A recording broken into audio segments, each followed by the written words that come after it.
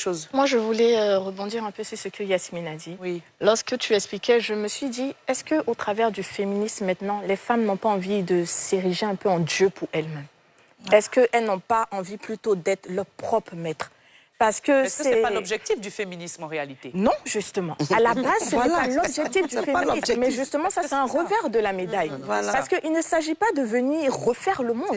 Il ne s'agit pas de venir refaire la société.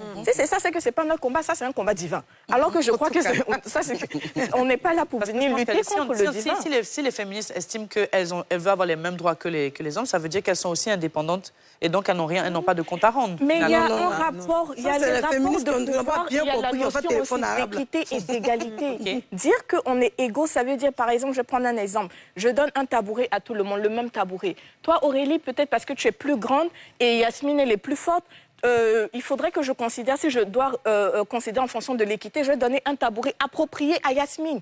Mais si je dois donner un tabouret qui est égal pour tout le monde, en fonction de tes avantages ou de tes désavantages naturels, tu auras des résultats qui seront différents. Mais je vous ai donné les mêmes moyens. Je mets devant vous les mêmes moyens. Maintenant, les résultats, je n'ai pas la responsabilité sur les résultats.